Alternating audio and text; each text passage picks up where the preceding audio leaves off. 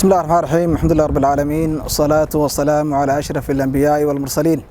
نبينا وحبيبنا وعظيمنا محمد صلى الله عليه وسلم. waxaan isdul taagaynaa walaalayaal waxa weeye qodob muhiim ah oo ah bisha Ramadaan. waxaan ogaaday waxa ay tahay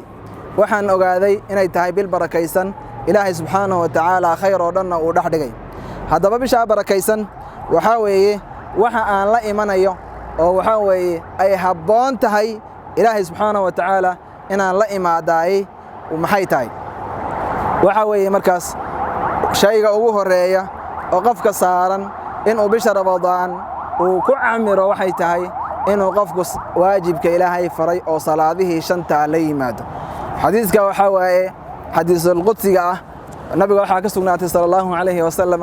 in uu leeyahay aan rabbiga isagoo ka warinaya waxa weeye adoonkaygu iguma soo dhawaado wax ka fadli badan waxa aan ku waajib yeelay oo ku faral yeelay. idan cibaado la qabto oo Ilaahay loogu dhawaado tan ugu fadli badan oo ugu sharaf badani waa tan waajibka ah ee sunnada aan ahayn midda koobaad. haddaba salaadaha waajibka inaad la timaado oo waliba waqtigeeda la timaado waxaan ognahay waxa weeye tasaahul baa iska jira, ghafla iska jirta, culays baa iska jira, kasal baa iska jira, acdaarta iyo waxa weeye cadawga iyo culayska saaran qofka bini'aadamka way fara badan yihiin. sidaa darteed qofku waxa la rabaa in uu waxa weeye boodhka iska hufo oo guntiga dhiisha iskaga dhigo oo waxa weeye waxaas oo dhan ka gilgisho oo la yimaado salaada waqtigeeda. nabiga waxa la weydiiyay sallallahu alayhi wa sallam ayul a'maali afdal, amal la qabto oo bini'aadamku qabto yaa ugu fadli badan rasuulka Ilaahay. nabiga udgooni wuxuu yiri sallallahu alayhi wa sallam amal la qabto oo qofka bini'aadamka la yimaado waxa weeye as-salaatu ala waqtiha, salaada oo waqtigeeda la tukado. dad badan oo maanta nool oo maanta jooga ama sidaba loo badan yahay khaasatan haddii dhalinyaro la yahay waxa dhacda salaada in haddii la yiraahdo la dib dhigo oo waqtigeedii laga dib dhigo. marka qofka mu'minka waa inuu Ilaahay subhanahu wa ta'ala uu ka baqaa oo Ilaahay subhanahu wa ta'ala cibaadada xilliga ugu talagalay oo uu waqtiyeeyay uu la yimaada. sidoo kale waxaan ognahay xanuun baa jira jamaacaadkii iyo masaajidda qaarkood inay xidhmaan baa suuragal ah.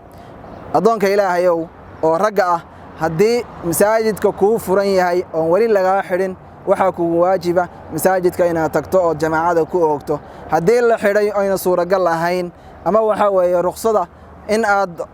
qaadato aad damacsan tahay waxa kugu waajiba inaad ku oogto salaada jamaacada. haddii aad jamaaca tihiin waqtigeeda gurigaaga aad ku oogto waqtigeedana aad oogto si aad u noqoto kuwa Ilaahay subhanahu wa ta'ala uu ku tilmaamay inma ya'muru masaajid Allahi man aamana billah. qofka Ilaahay subhanahu wa ta'ala iimaan uu siiyay ayaa salaada ooga. idan taasi waxay ahayd waxyaabaha aan la imanayno oo ay kamid tahay salaada jamaacada iyo waajibaadka.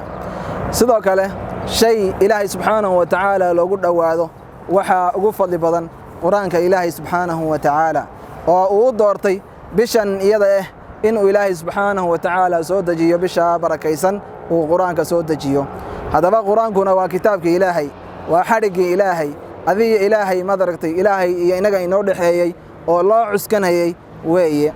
quraankaasi sidee baad ula dhaqmaysaa bisha Ramadaan ama sidee baad ula dhaqantaa adoonka Ilaahay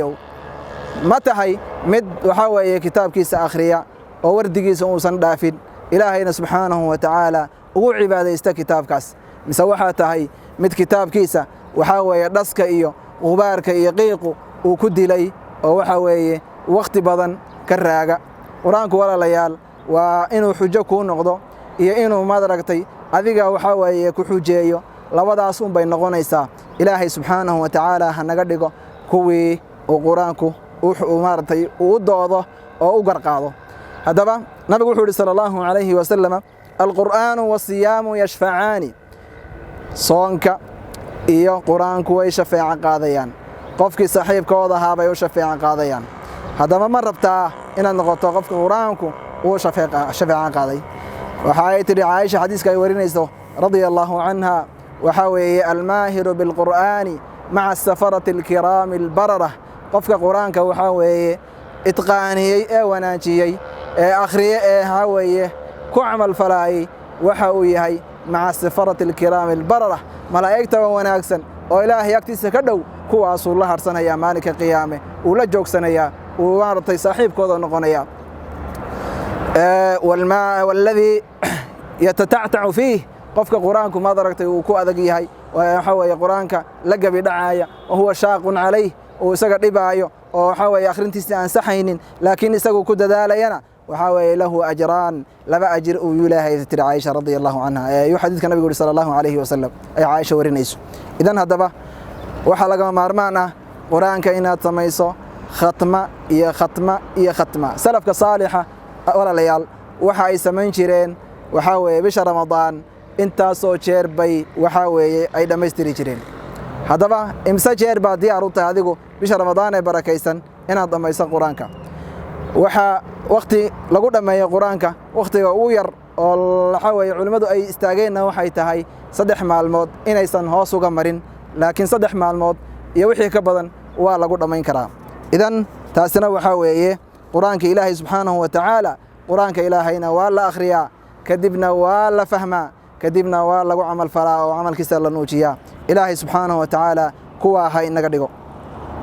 شيء صدحات والله عمر أيه لا إيمان هي بشهر رمضان صدقات كويه وحاول النبي وحنا شيء صلى الله عليه وسلم صدقات إن النار تبختيسو وحنوجنا هي ولا ليال وقت هذا كان كجرنا حنون بالغو جرا دباتا جرتا وحاول صدقات ومهم صدقته ومهم إلهينا سبحانه وتعالى وحوله والذين ينفقون أموالهم بالليل والنهار لهم أجرهم بالليل والنهار سرا وعلانية لهم أجرهم عند ربهم ولا خوف عليهم ولا هم يحزنون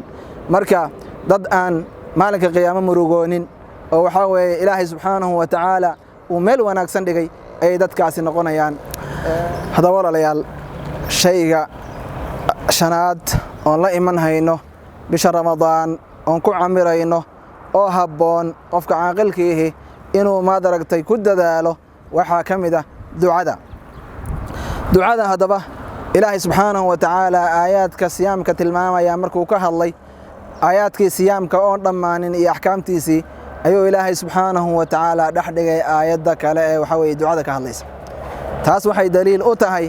waxa weey bisha Ramadaan iyada oo adoonka muslimkii uu faran yahay mar walbaba ducada uu faran yahay oo waxa weeye waqala rabbukum ud'uuni astajib lakum ay taalo ilaahay subhanahu wa ta'ala uu dhahay barya hadana bisha Ramadaan waa ka sii xaq jirta ilaahayna subhanahu wa ta'ala waxa weeye waxa uu yiri wa idha sa'alaka ibadi anni fa inni qaribun ujibu da'wata ad-da'i idha da'an falyastajibu li wal yu'minu bi لعلهم يرشدون مركا إني هنونان وإلهي سبحانه وتعالى دعاء ذي أقبله أي مضيه بإلهي سبحانه وتعالى عليه دعاء مركا والله دبر ويه أي أوتها بشهر رمضان صدق له وحاها بون إن لقوا عمره صلة الرحم ولا ليال قرابض ومهم إلا حريريو قرابض دير يتقابن يتدو انتما إلا حريريو ومهم نبي صلى الله عليه وسلم waxa uu xadiiska saxiixa ku tilmaamaya la yadkhulu aljannata qaati'un qof qaati'a oo raximkiisa gooya waxa weeye ma galaya jannada idan hadaba hadii ay qof waxid dhaxmaray caafi hadii ay waxa waaye qofka sokeeyaha xiriiri sadaqada ku xiriiri hadalka wanaagsan ku xiriiri waxa weeye waxyaabo kasta oo wanaagsan waa inaad ku xiriirisaa sidoo kale waxa laga maarmaan ah in hadii la yiraahdo aad aan la nimaadna waxa weeye taqwada ilaahay subhanahu wa ta'ala horeyna waanu tilmaanay sidoo kale waa inaan xaraamta ka dheeraana xaraamta waa inaan ka dheeraana ilaahay subhanahu wa ta'ala qofka muuminka ah ee muslimka ah xaraamta waa u diiday iyo waxa weeye munkaraadka iyo xumaanta waa ka dheereeyay hadaba bishanna way ka sii xaq jirtaa ilaahay subhanahu wa ta'ala waxa weeye qofka hadii uu sameeyo xumaantii iyo dhibaatadii iyo macsiyada bisha Ramadaan haduu la yimaado dhibkeedu waa ka badan yahay dambigeedu waa ka weyn yahay marka waxa weeye hadigtoonaada qofka muslimka sidoo kale waxa weeye kathratu an-nawafil wa tarawih wa ghayriha was sunan waxa weeye inuu la yimaado qofku taraawixda iyo sunanka iyo witriga inuu la yimaado waa laga maarmaan waxa kale oo laga maarmaana استغفارتا إن لن نمادنا بدنا وحاوي سيد الاستغفار لا حول ولا قوة إلا بالله. نبي وحول صلى الله عليه وسلم كنز من كنوز الجنة وحاوي كنز من كنوز الجنة ويا أبو النبي صلى الله عليه وسلم. إذا استغفارتا وحاوي ذكرك إلهي أن حسنه وعربك وحاوي كقينادو ذكرك إلهي ولقى مارمان بشهر رمضان سياد وحاوي إلهي رالي أنشيسا iyo u dhawaanshihiisa iyo dambi dhaafkiisa iyo naxariistiisa iyo jannadiisa aad u gaadho inta loo socodinayaana taas weey. waxaa laga maarmaan walaalayaal inaan la nimaadno birrul waalidayn waalidkii ina dhalay oo sababtooda waxa weeye ilaahay kasaka waan ku nimidnay adduunka waxa weeye in aan u samafallo oo la xiriirno haddii aan ka maqannahay haddii aan la joognana waxa weeye u samafallo samafal macnihiisa oo dhan aan u samayno waa laga maarmaan. إلهي سبحانه وتعالى عبادة أدونكن وقيمها بدن وإلهي إن سدب الله عابده وغير كل عابد مركو كهالله وحو كحجسي وحاوي واردك والله سمفره لقد دوره وحاوي هنتارته يا هنتاقة يا وحاوي قفته يا كلمة دحون يا وحاوي كأبو رئيس وحاوي دبعته هذا به والدك وإن هذا مدح كدونك تا وإن هذا وحاوي أذيك أخذ ميسا ونسن يسوي كأخذ مينين. sidoo kale walaalayaal waxa laga maarmaan ah qofku inuu la yimaado bisha Ramadaan xusnul muamala iyo xusnul muaashara inuu la yimaado oo waxyaabaha xun iska ilaaliyo. nabiga xadiiska saxiixa aad garanaysiin waxa uu ku yiri sallallahu alayhi wa sallam waxa weeye ittaqillaha haythu ma kunta wa atbi'i sayyi'ata alhasanata tamhuha wa khaliqin nas bi khuluqin hasan. nabiga wuxuu yiri sallallahu alayhi wa sallam waxa weeye إنما بعثت لأتمم مكارم الأخلاق وحال إيسو دري إن أن دميسترو وحاوي دبيعضها إيا وحاوي معاملة تادا وناكسا إن أن كمل أيال إيسو دري والنبي قد عليه صلى الله عليه وسلم. إذن وحانقنا ولا ليال هدي لا إلهي نبي أكتس وحا الله شيغي ولغو حسي إن أي قبري وحاوي أما إسلاني أما هويني متكادو تقانبا أي عبادة بطنيد أي عمل وناكسا وحاوي ku tacalluqa cibaadaadka ay qabanaysay laakiin jaarkeeda waxa weeye ay dhibi jirtay oo waxa weeye carabkeeda laga badbaadayn. nabigu wuxuu yiri sallallahu alayhi wa sallam hiya fi an-nar naarta ayay ku jirtaa maxay ku kasbatay waxa weeye xusnul muamala ayaa laga waayay. hadaba walaalayaal waxa weeye inaad afkaaga ilaaliso oo carabkaaga kontaroosho oo waxa weeye cadhada iska ilaaliso oo waxa weeye beenta iska ilaaliso oo laqwiga iska ilaaliso oo waxa weeye dooda mandhayliska iska ilaaliso waa laga maarmaan. bisha Ramadaan waxa soo dhanna qofka isaga ayaa ku badbaadaya. sidoo kale walaalayaal waxa weeye waxa laga maarmaan ah in aan ku ilaalino it'aamu ta'aam in aan waxa weeye dadka u khidmayno oo waxa weeye aan afursiino hadaad awoodo waxa weeye waxaad awood la bax waxa weeye oo waxa weeye u khidme oo waxa weeye qof sooman afursi. nabigu wuxuu yiri sallallahu alayhi wa sallam qofka waxa weeye qof sooman afursiya waxa uu leeyahay ajir buu leeyahay waxa weeye isaga oo kii kalena waxa weeye ajirka qofka saayim leeg buu leeyahay isaga oo kiisina aan laga nusqaaminin. hadaba walaalayaal waa laga maarmaan in aan waxa weeye la nimaadno fadaaishaas iyo waxa weeye waxaas oo dhan waxa ay tahay oo mudan bisha Ramadaan waxyaabaha laqwiga oo dhammaan inaan iska ilaalino. nabigu wuxuu yiri sallallahu alayhi wa sallam qofku waxa weeye badana rubba saa'imin mid sooman oo waxa weeye afka haysta oo dadku moodayaan inuu sooman yahay oo isagu xataa ismoodaya inuu sooman yahay badana laakiin soonkiisa aan waxba ka helaynin. idan haddii badeecadaad sidatay ay wax kuu goyn weydo walaalayaal ma khasaaro ka weyn ayaa jira maya wey. haddaba sidoo kale waxa uu yiri sallallahu alayhi wa sallam man lam yadda qawla az-zuuri waxa weeye qofka aan iskaga dheeraanin hadalka xun waxa weeye makhraatiga beenta iyo waxa weeye dambiyada faaweyn ee foosha xun qofka aan iskaga dheeraanin fuxshigaas waxa weeye soonkiisi wax uu ka helaya malahan. hadaba ujeedku waxay tahay soonkeena ilaahay subhanahu wa ta'ala inna faray oo ilaahay subhanahu wa ta'ala khayr oo dhan inaga darteen u dhaxdhigay inaan ilaashanay mar walbaba waa laga maarmaan inaan ilaashanay mar walbaba waa laga maarmaan. adoonku walaalayaal waa daciif waxaan ku soo gabagabeynayaa waqtiga ummaddu ay marayso waad ogtihiin waxa weeye xilli culus oo waxaa weeye dhibaato jiraan oo waxaa weeye xanuuno jiraan oo ummaddu daciif tahay weeye